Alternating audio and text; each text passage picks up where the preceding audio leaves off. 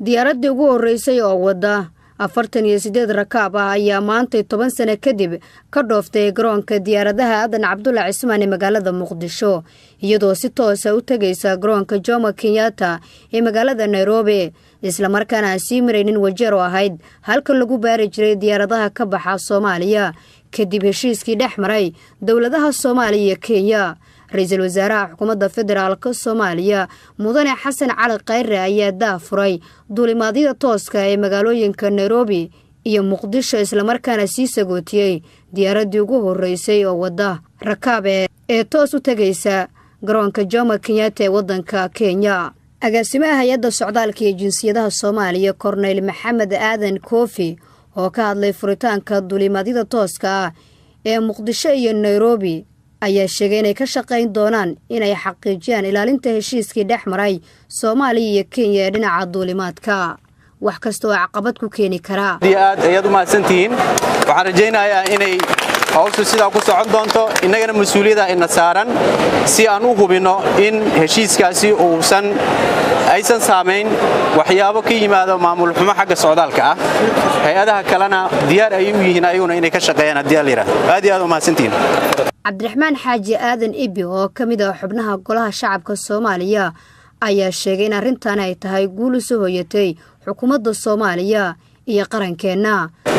waxaan kugu soo dhaweynaynaa African Express Airways flightkeeda XU526 inay noqoto mid ugu horeysa ee tagta meesha Prime Minister runtii waxaan arkayaa in ay tahay guul soo hoyatay xukuumaddaada. Wasiirka cusub ee wasaaradda qorsheynta maalgashiga iyo horumarinta dhaqaalaha ahna sihayaha xilka safiirka safaaradda Soomaaliya ee wadanka Kenya Jamaal Maxamed Xasan ayaa xusay inuu aad ugu faraxsan yahay in maantay uu dhaqan galay dadaalka ay ku bixiyeen in la furo duulimaadyada Muqdisho iyo Nairobi. Waarin aad u wanaagsan gaar ahaan waxaana farxadooni ah maanta ay tahay maalintii ugu dambeysay safiirka ay Kenya in noqoto wixii ugu dambeeyay aan qabanno wadanka Kenya marka aad iyo aad u mahadsantihiin. Ra'iisul Wasaaraha Xukuumadda Federaalka Soomaaliya Mudane Xasan Cali Khayre oo furay duulimaadyada tooska ee Muqdisho iyo Nairobi ayaa tilmaamay inay tahay arrin lagu xaqiijinayo xiriirka darisnimo ee ka dhaxeeya Soomaaliya iyo Kenya.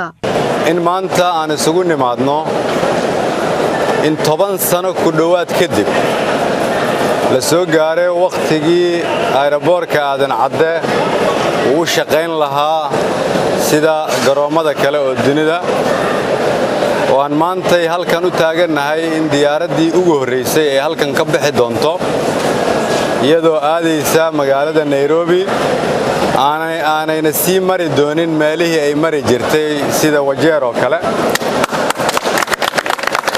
arrinkani wuxuu daahfur u yahay isu socodka labada wadan wuxuu kordhinayaa ganacsiga labada wadan wuxuu hagaajinayaa xiriirka labada wadan. Ra'iisul Wasaare Khayre ayaa ugu baaqay hay'adaha ammaanka dawladda inay adkeeyaan ammaanka garoonka Aadan Cadde oo haddii uu xumaado keenaysa in dadkeena dib loogu celiyo dhibaatadii ay ku qabeen duulimaadyada Kenya. hay'adaha amniga iyo shaqaalaha garoonka iyo madaxda wadanka waxaan kula dardaarmayaa in laga fogaado wax walba oo noo keeni kara dhibaato horseedi karana inaan dib u noqonno meeshii aan ka nimid. nabadgelyadu waa udub dhaxaadka aasaaska nolosha. in la aamino garoonka Aadan Cadde diyaaradaha ka baxa inay nabad yihiin waxay la mid tahay in la aaminay hay'adaha nabadda ama hay'adaha amniga wadanka. si haddaba taas aan u dhiirigelin waxaan idinku boorinayaa idinkana codsanayaa kulligiin inaad u soo wada jeesataan amniga. yaan la aqbalin hal shay oo shaki gelin kara wada shaqayntana dhaxbartay annaga iyo dawladda Kenya.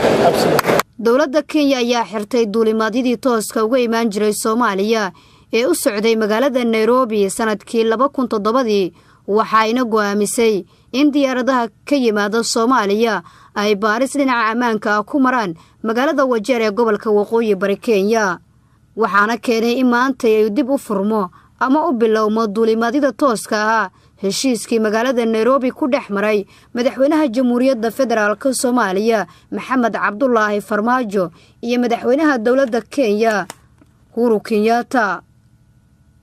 Nasr Bashiir Cali, warbaahinta qaranka, magaalada Muqdisho.